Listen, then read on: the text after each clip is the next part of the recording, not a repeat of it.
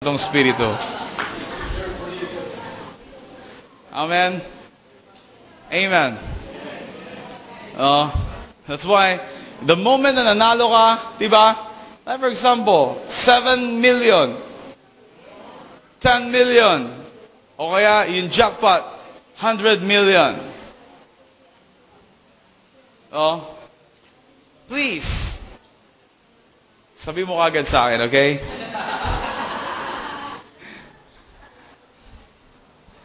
Okay, I'm just joking. You know, from the start, kung ano yung stand ng church natin, I never allow na isugal ninyo ang buhay nyo. Amen.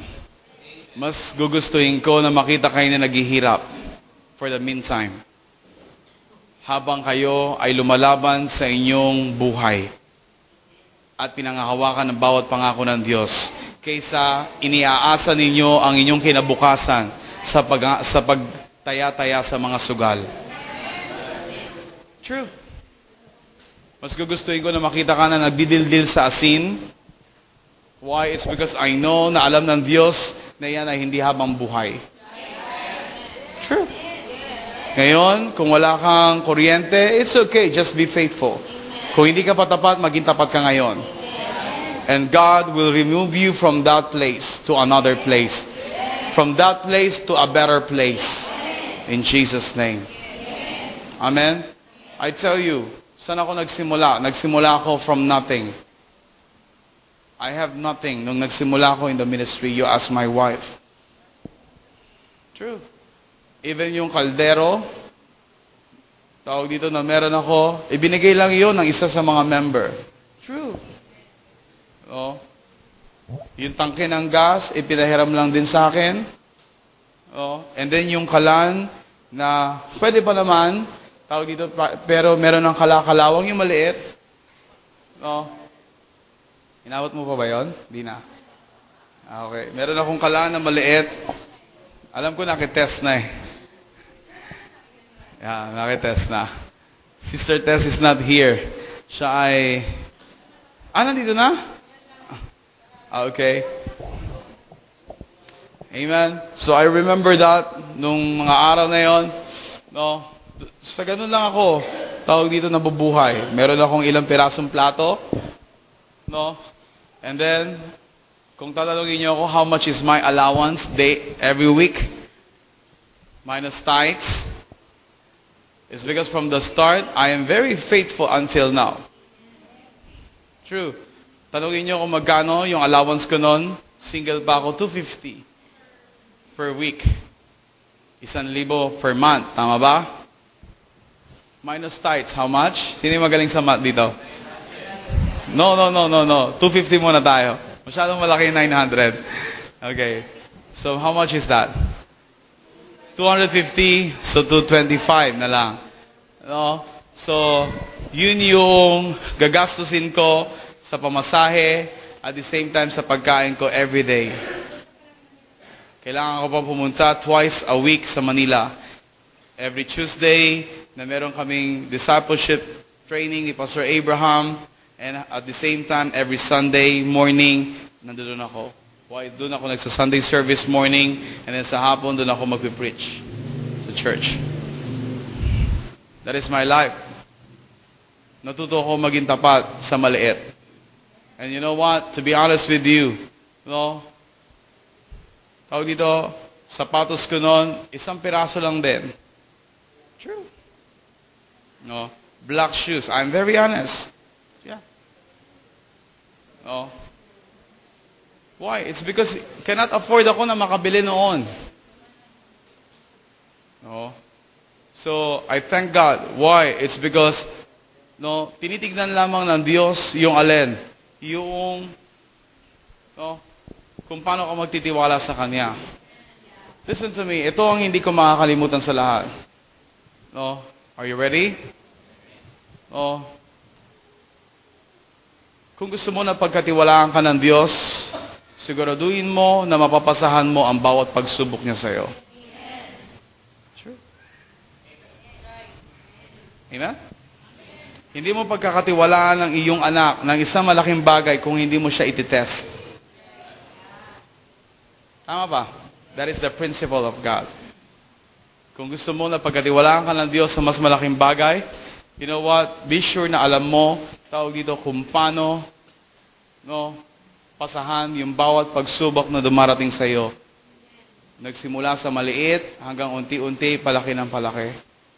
Be sure that you know kung paano maging tapat. Amen. Amen.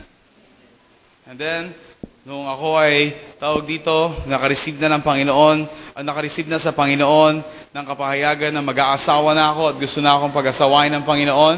True. No? Why? It's because yung prayer ko doon sa kahuli-hulihang girlfriend ko. True.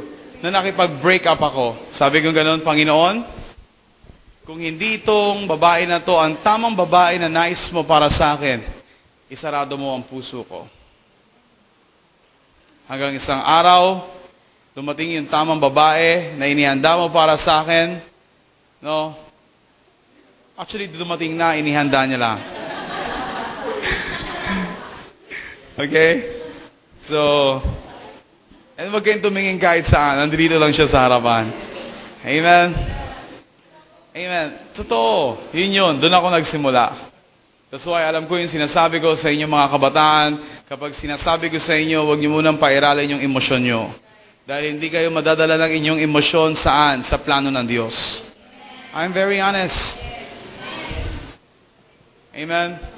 That's why kung nakikita niyo na humahanga kayo sa ibang tao, that's okay. That's normal.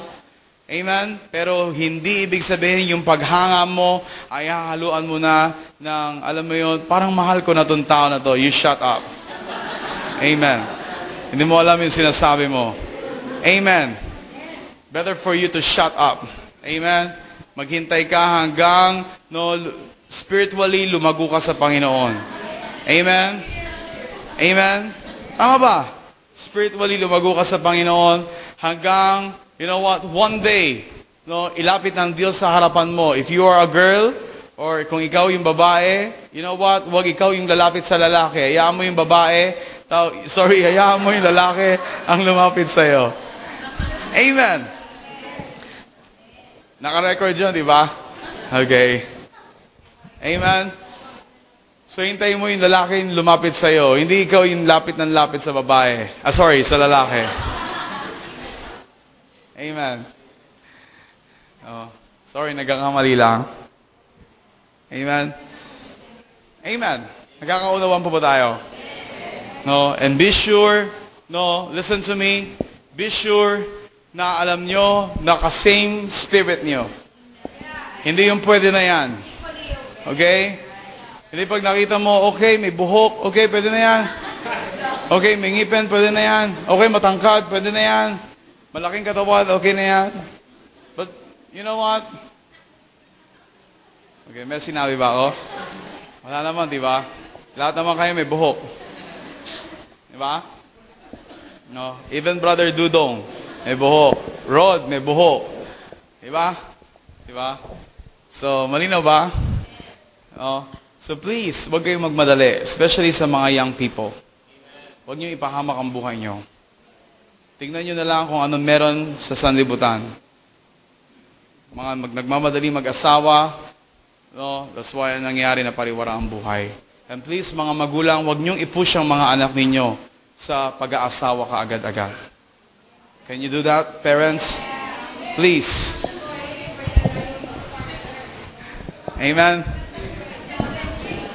Amen. Let them pray, and you must pray also. Amen? Let them pray, and you must pray also as a parent. Amen? You help your child, you help your son or your daughter na sila ay makasumpong ng tamang lalaki o babae. Na kung saan, hindi pinain ni Satanas, kundi ipinadala ng Diyos.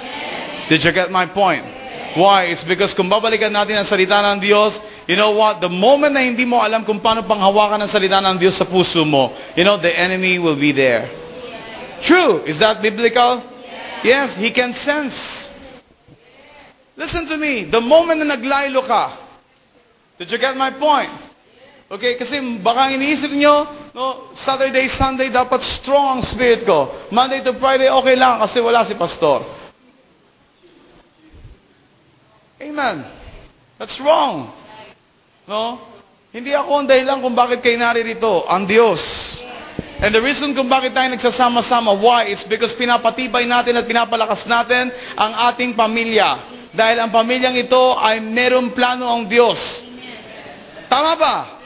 Ang pamilyang ito ay merong malinaw na disenyo ang Diyos, merong malinaw na pagkakatawag ang Diyos. That's why ayaw ko na merong mawala isa man sa inyo. Ang nasa puso ko, kayo ay pas lalo pang lumago spiritually. At kayo mismo ay mapatatag hanggang isang araw, you are ready. Para saan? Para sa quiver ng Diyos. Alam niyo ba yung quiver? Quiver. No, yung bahay ng pana. Tama? Alam niyo yung pana? Okay, hindi nyo alam? Pana, alam niyo yung pana? Diba Indian, pana?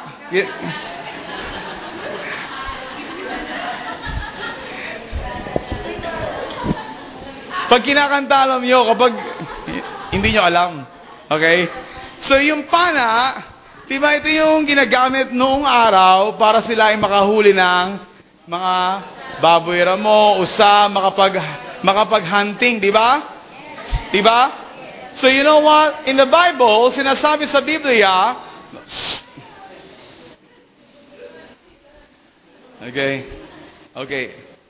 Don't forget na nasa service pa tayo, okay? Okay? So in the Bible, sinasabi sa Biblia, you know what? Na ang Diyos ay merong quiver. Yung quiver, ito yung bahay ng pana. At sa kanyang quiver, no, ito ay naglalaman ng mga arrows. Amen. At ang arrows na sinasabi in the Bible is ang bawat anak ng Diyos sa kanyang tahanan. Oh! I want you to turn your Bible in the book of Psalms. Is that 37?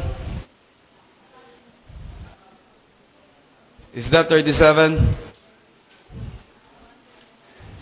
Huh?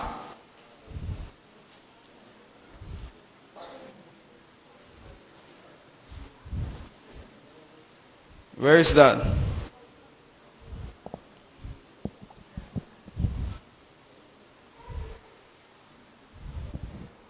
Can you help me? Arrows and quiver.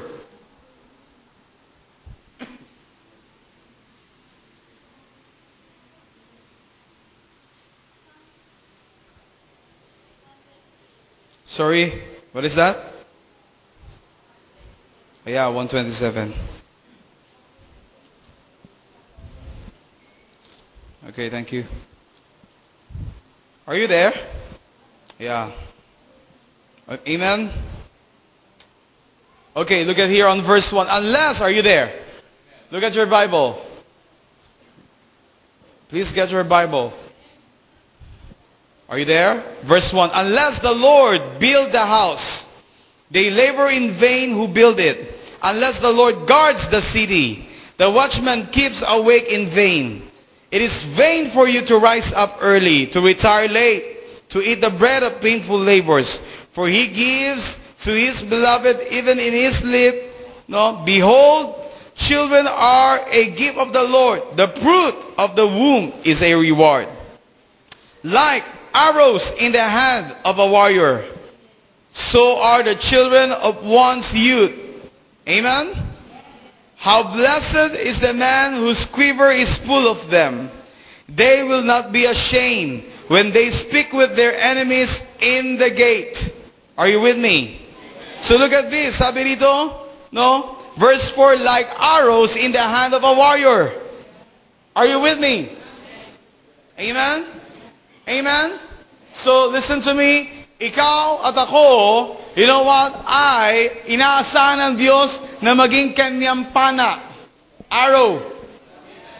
Are you with me? No?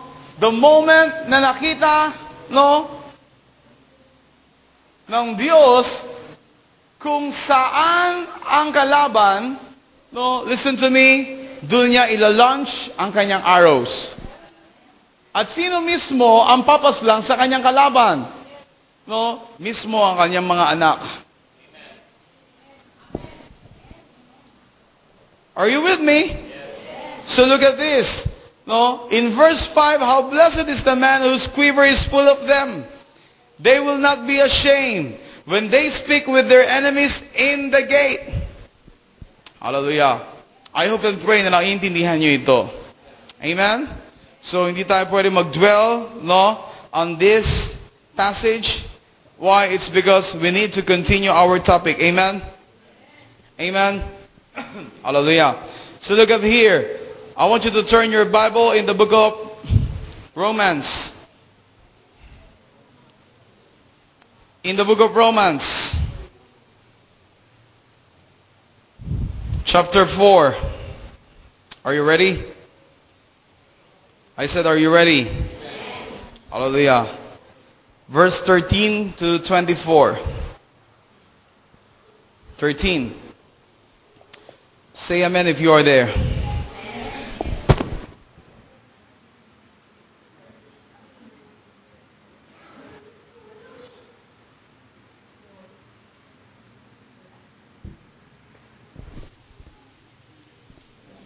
Chapter 4, verse 13 to 24.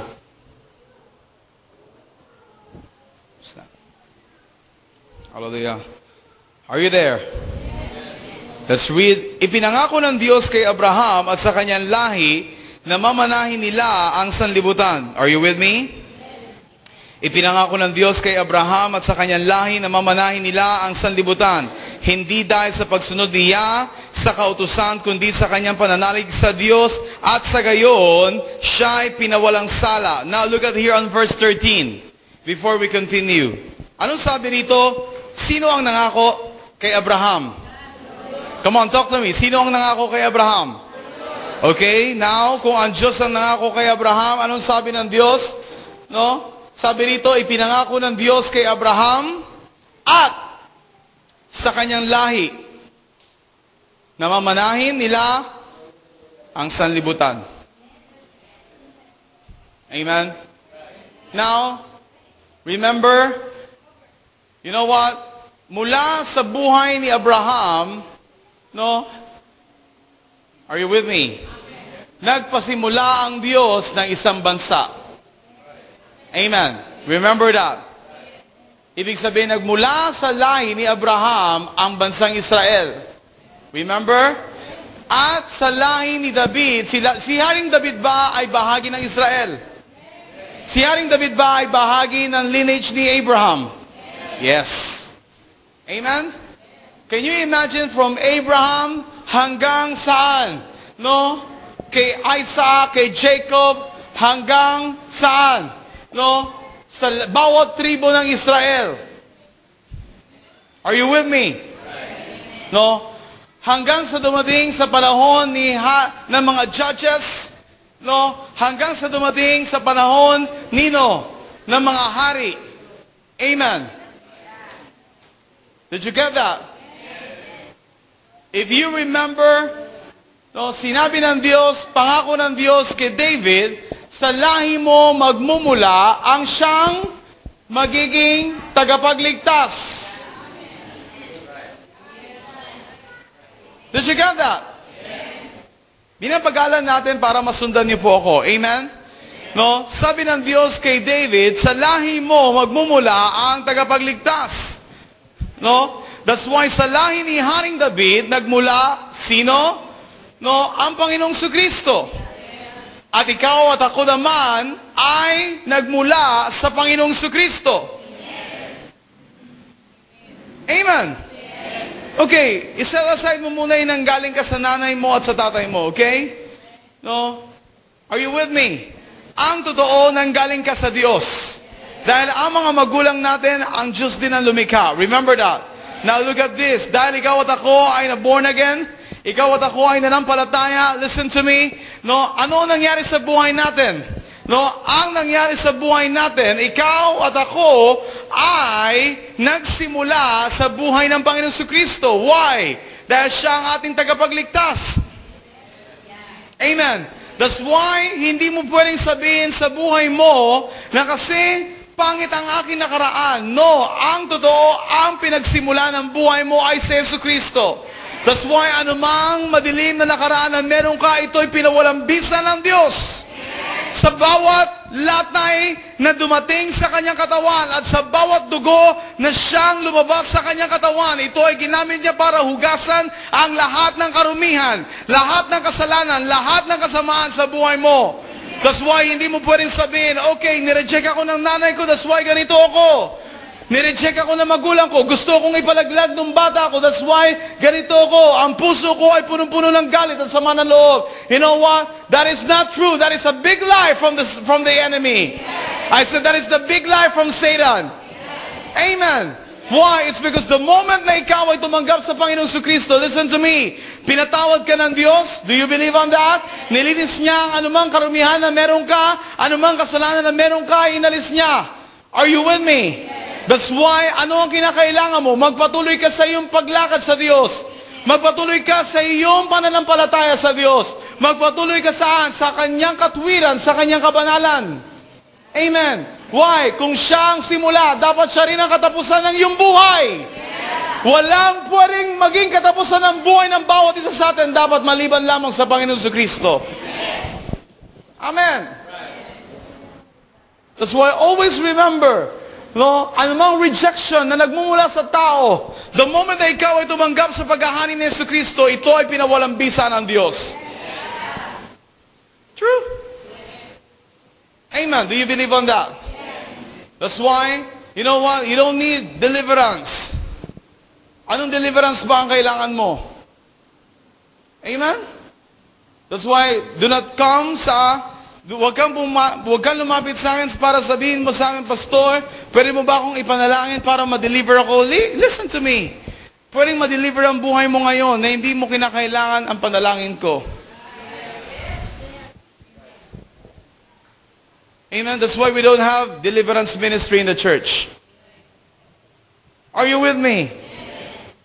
Hindi ibig sabihin, hindi ako naniniwala sa deliverance. No, the moment na tinanggap mo ang Panginoong Kristo, you are delivered by His name. Remember that. That's why, ano ba ang kapangyarihan ng kaaway sa buhay mo? Wala na.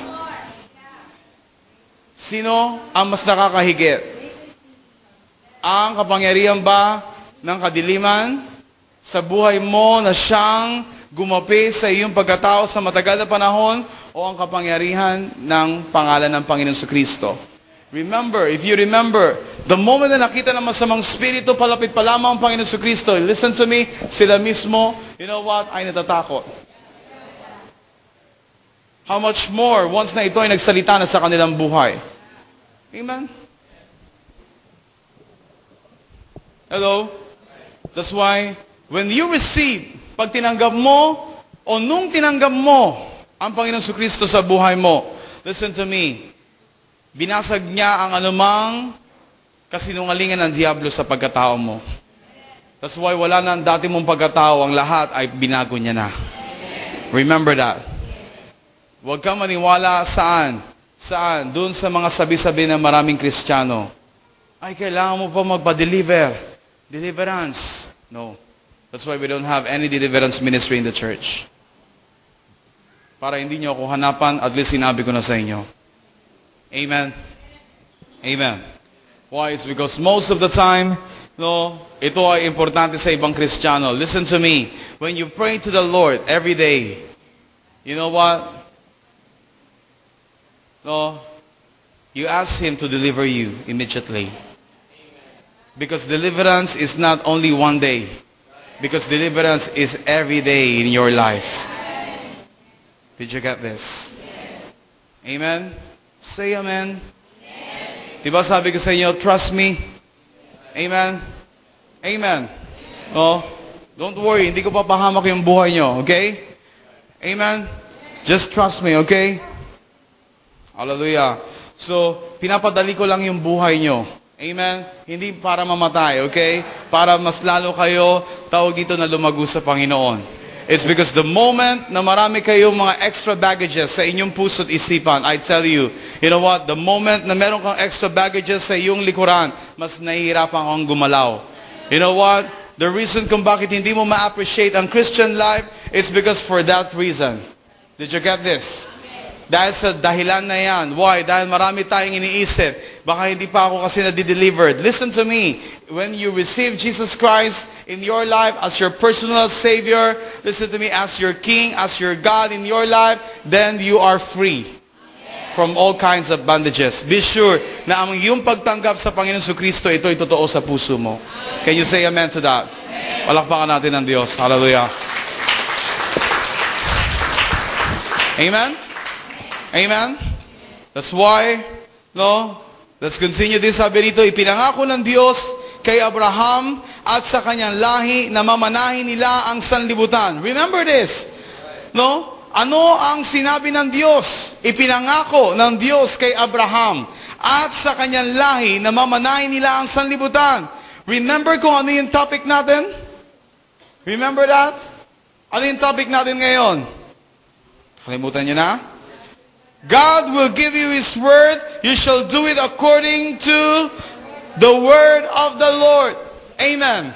Now, anong gagawin mo sa bawat salita na Kanyang ibinigay sa iyo? Wala lang. Amen? Kung yun ang attitude natin, that's why walang nangyayari sa buhay mo. Amen. Listen, one time, sinabi ko sa mga NFE students, you know, hindi nakasalalay ang paglago o pag-asenso ng buhay nyo sa inyong edukasyon. Can you say amen to that? Sino naniniwala doon? Let me see your hand. Okay? Again, sino naniniwala doon? Sinong hindi naniniwala doon? It's okay. Just raise your hand. Okay? Wala. Ibig sabihin. Sino yung play safe? Okay? Okay. So, listen. The reason kung bakit ito sinabi yun sa kanila is because, listen, maraming mga tao na nakapagtapos ng kolehiyo at iba't ibang matataas na kurso pero nasa kalagitnaan ng kahirapan ang kanilang buhay. To be honest with you. Amen? Amen. Anong sinasabi ko? You know, pag sinabi kasing kahirapan, kung minsan ang tinitignan nyo sa sarili nyo palagi, no, is yung, tawag dito, yung hindi ka nakakain ng masarap, hindi kahirapan yun. Kung nakakain ka, araw-araw, hindi kahirapan ang tawag dyan. Be thankful. Tama ba? Tama ba? Ang totoong naghihirap, tawag dito, yung wala nang halos may gasta, yung wala na talagang maisaing, yung wala nang mailuto, yun ang mahihirap o naghihirap. Amen. Pero kung ikaw ay meron pang isinasaing, kahit nasabi mo galunggong lang yung iyong ulam, pinaksiw, it's okay. Tama ba? Sorry, mahal palang galunggong. Okay? No, 140. Sorry. No? Ano bang mura ngayon? Ha? Ano? Tamban? Excuse me, mas gusto ko tamban kaysa sa gulunggong. Hindi, biro lang. But to be honest with you, para sa akin kasi, ang kahirapan kasi, yung, alam mo yun, yung tawag dito, ang buhay mo, ay wala na nangyayari. Amen? Amen. Pero kung meron ka pa naman tinitirhan, meron ka pa naman kinakain sa bawat araw, malusog at malakas ang pangangatawan ninyo, hindi ka naghihirap. Hello? As long na alam mo kung paano magbanat na buto, hindi ka naghihirap. Kung ikaw ay dumadanas kung minsan na ikaw ay nagiging kapos, that's normal. Bangko Pilipinas ka, nauubusan ng pera eh. Don't you know? Diba? Pag-ibig nga, nauubusan ng pera. Pag-ibig na yon. Diba? I know. Alam ko yung sinasabi ko. GSIS nga, naubusan ng pera eh. Oh. Pero mga anak ng Diyos, hindi naubusan ng pera. Yun ang pagkakaalam ko. Why? It's because, listen, the moment na nagsara ang bagay na ito, hindi ang katapusan ng buhay mo. Ang Diyos ay magbubukas ng panibagong pintuan. Amen. Upang sa ganon, ikaw at ako ay maging masagana.